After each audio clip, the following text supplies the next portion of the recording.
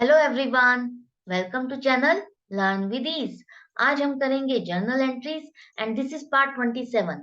आज के लेसन में हम डी के गोयल क्लास 11 अकाउंट्स के चैप्टर 9 जर्नल एंट्रीज की प्रैक्टिकल प्रॉब्लम नंबर 36 एंड 37 को सॉल्व करेंगे।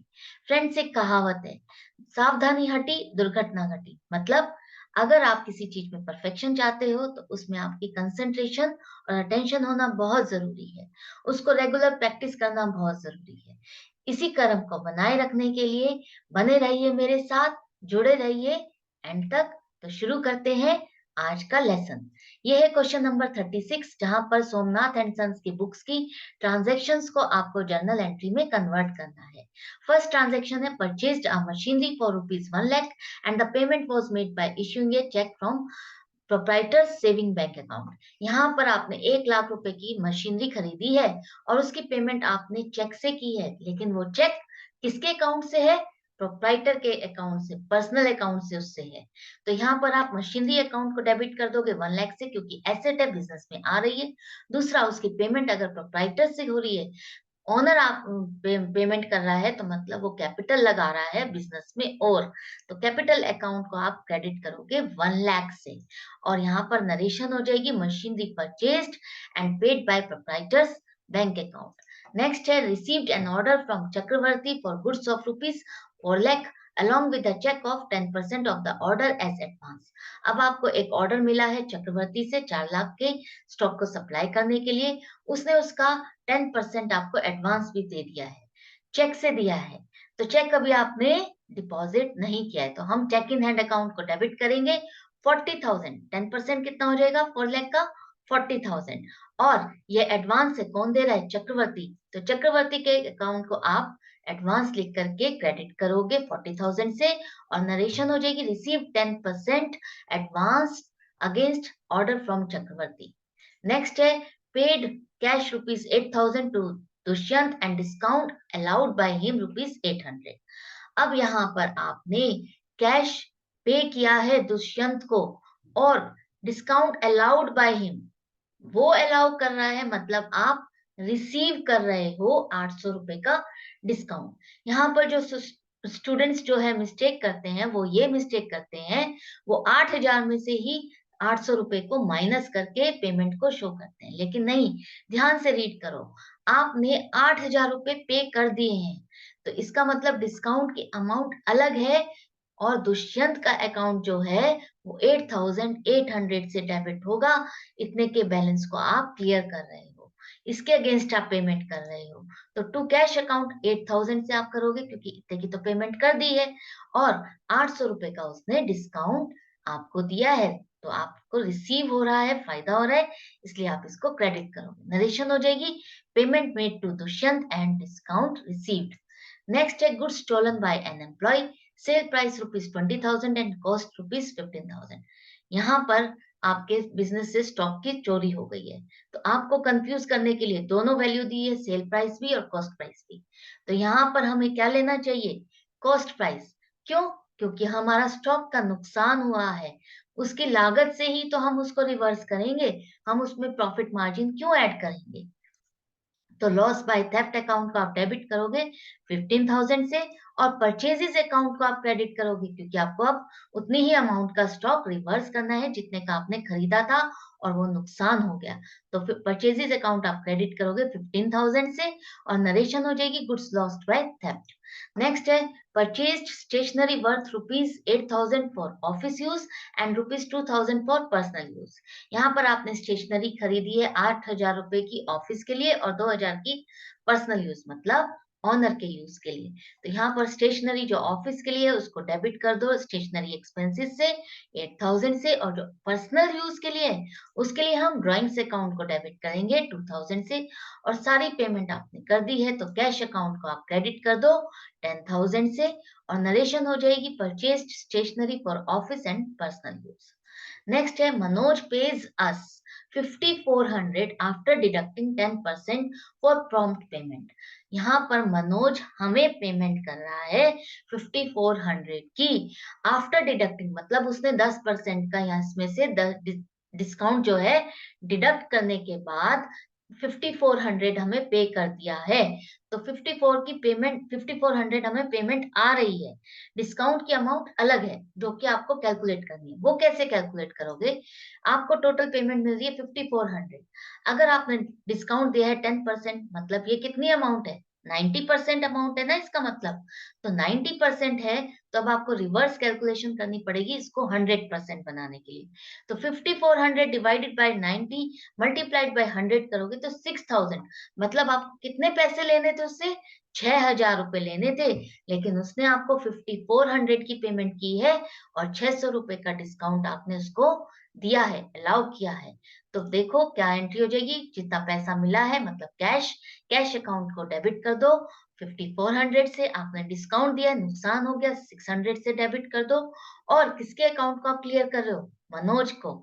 मनोज दे रहा है, मनोज अकाउंट को आप क्रेडिट करोगे 6000 के अगेंस्ट ये दो ट्रांजेक्शन हुई है। इतने का कैश आया है और इतने का आपने डिस्काउंट दिया है। और नरेशन हो जाएगी received payment from Manoj and discount allowed. Next है sold goods to Kuber costing ₹2 lakh at 20% above cost, less trade discount of 10% and cash discount of 5%. Kuber did not avail the cash discount. यहाँ पर आपने कुबेर को 2 लाख रुपए की जो लागत का सामान था उसको आपने बेचा है, लेकिन उस पर आपने 25% और अबव द कॉस्ट लिखा है, मतलब आपने उसमें प्रॉफिट ऐड किया है। उसके बाद आपने उसमें 10% ट्रेड डिस्काउंट माइनस किया और आप उसको 5% कैश डिस्काउंट भी देने को तैयार हो, लेकिन कुबेर पेमेंट नहीं कर रहा, तभी तो वो कैश डिस्काउंट नहीं अवेल कर रहा। क्यों नहीं अवेल कर रहा? क्योंकि उसने इसका मतलब पेमेंट नहीं की है। तो कैलकुलेशन को समझो, कॉस्ट है 2 लाख, एड प्रॉफिट कर दोगे 25% से, तो 25/100 मल्टीप्लाइड बाय 2 लाख। तो यहाँ पर 50,000 का आप प्रॉफिट ऐड कर रहे हो 2 लाख में, मतलब आपकी सेलिंग प्राइस हो जाएगी 2,50,000। अब इसमें से आप 10% रेट डिस्काउंट माइनस करोगे तो 10/100 मल्टीप्लाइड बाय 2,50,000, 25,000 का आपने ट्रेड डिस्काउंट दिया है उसको। आपकी जो सेल्स बुक होगी वो अब 2,25,000 से बुक होगी। और यहाँ पर आप कुबेर के अकाउंट को डेबिट करोगे क्योंकि उसने क्रेडिट में परचेज कर रहा है, वो पेमेंट नहीं कर दे रहा है ना, क्योंकि वो कैश डिस्काउंट अवेल नहीं कर रहा, का मतलब ही यही है कि आपको उससे पेमेंट नहीं आ रही है। तो कुबेर अकाउंट को आप डेबिट कर दो 2,25,000 से, और सेल्स अकाउंट को आप क्रेडिट करोगे 2,25,000 से क्योंकि इनकम है। और नरेशन हो जाएगी goods sold at 10% rate discount on credit. I hope यहाँ पर इस लाइन का मीनिंग बहुत अच्छे से क्लियर हो गया है, आप कोई मिस्टेक नहीं करोगे। नेक्स्ट, यहाँ पर अब आप सारे जर्नल एंट्रीज को फॉर्मेट में लिखोगे एंड तक। इस तरह से टोटल करना है आपको, और आपका टोटल मैच करना चाहिए डेबिट और क्रेडिट दोनों कॉलम का। यहाँ पर हमारा मैच कर रहा है 4,04,800 आ रहा है दोनों कॉलम का। हमारा क्वेश्चन कंप्लीट और करेक्ट है। नेक्स्ट है क्वेश्चन नंबर 37। ये है प्रकाश की बुक्स, जहां पर ट्रांजेक्शन्स को हमें जर्नल एंट्री में कन्वर्ट करना है। फर्स्ट है open a current account with Punjab national bank ₹1 lakh.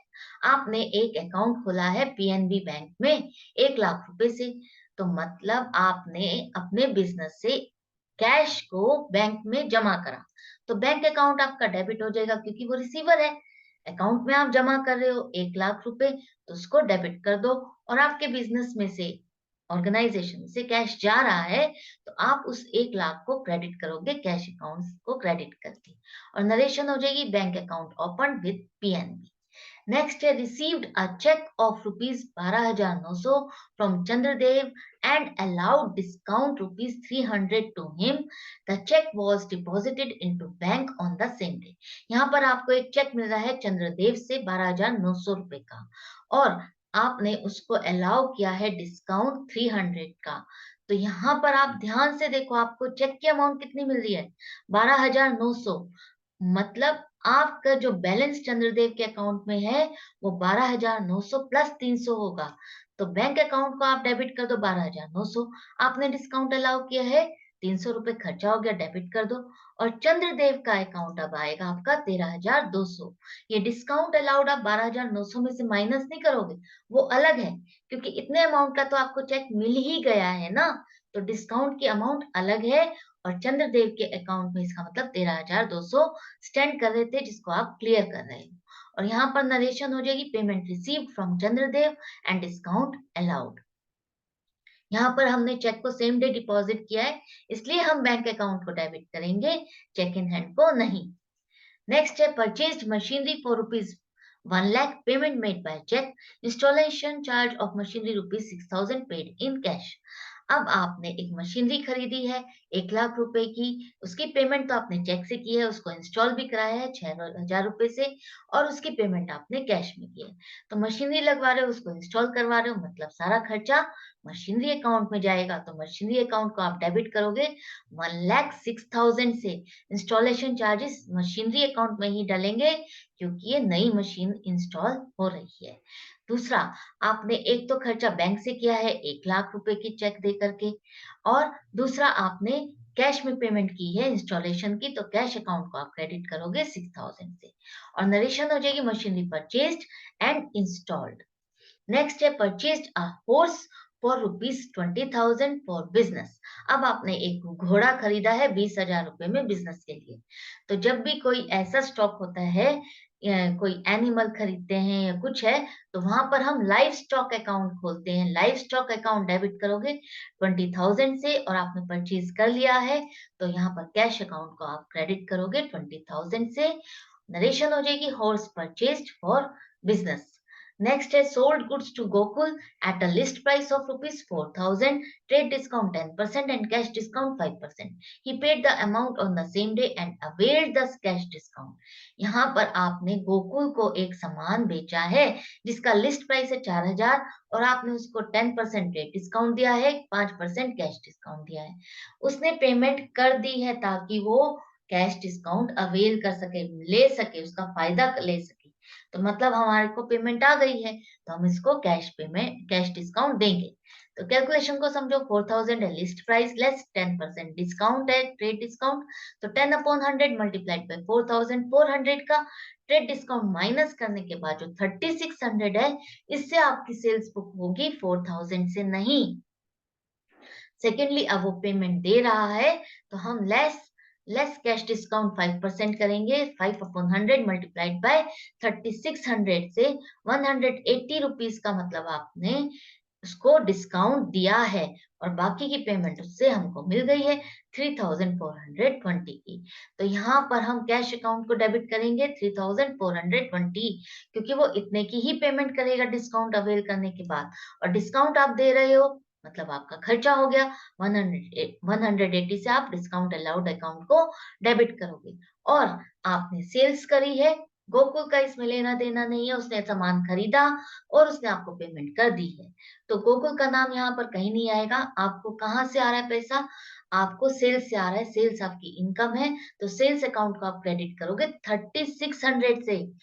After the trade discount जो अमाउंट है उससे करते हैं हम, लिस्ट प्राइस से नहीं बुक करोगे आप। नरेशन है goods sold at 10% trade discount and 5% cash discount. Next है purchased goods for rupees 10,000 and paid rupees 400 for carriage on these goods. अब आपने कुछ सामान खरीदा है 10,000 का, उसको लाने का खर्चा भी 400 रुपए का आपने दिया है, तो यहाँ पर परचेज को बुक कर दो आप अकाउंट डेबिट करके 10,000 से। अब परचेजेस पे आपने कार्टेज दिए, तो हम यहाँ पर क्या अकाउंट खोलते हैं? कैरियज इन वर्ड्स अकाउंट डेबिट होगा 400 से, और आपने कैश में पेमेंट कर दी है, तो कैश अकाउंट आप क्रेडिट कर दोगे 10,400 से, और नरेशन हो जाएगी goods purchased and carriage paid. Narration को करेक्ट कर लेना प्लीज। नेक्स्ट है additional cash introduced by the proprietor for rupees 40,000। अब यहाँ पर प्रोप्राइटर ने और बिजनेस में पैसा लगा दिया है, तो यहाँ पर हमारे को कैश आ रहा है, तो कैश अकाउंट को आप डेबिट कर दो 40,000 से। और जब प्रोप्राइटर नया पैसा लगाता है या पैसा लगाता है, तो उसको हम क्या कहते हैं? कैपिटल। तो कैपिटल अकाउंट आपका क्रेडिट होगा 40,000 से, और नरेशन हो जाएगी cash brought by owner. Next है purchased stationery rupees 800 and postal stamps rupees 100। अब आपने स्टेशनरी खरीदी है 800 रुपए की और पोस्टल स्टैम्प खरीदे हैं 100 रुपए के।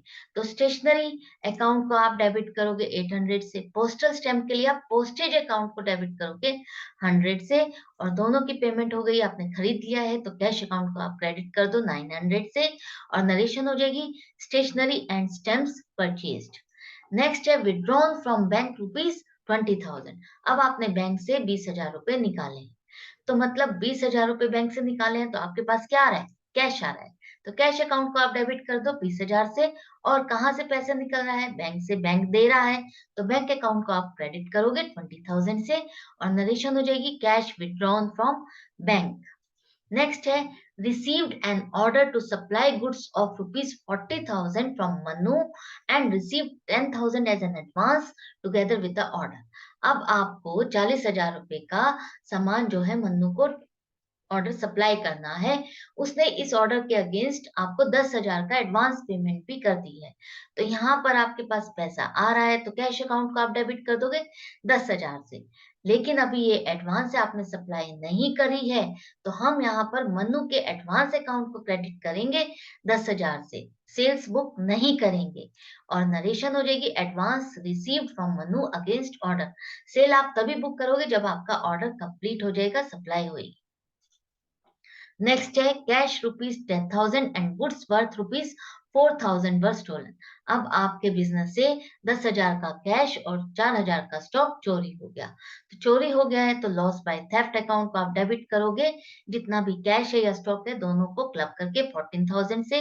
अब आपके बिजनेस से जो कैश निकला है तो कैश अकाउंट को आप क्रेडिट कर दो 10,000 से, और स्टॉक निकला है तो उसके लिए परचेज अकाउंट को आप क्रेडिट करोगे क्योंकि स्टॉक को रिवर्स करना है आपको 4,000 से, और नरेशन हो जाएगी कैश एंड गुड्स स्टोलन।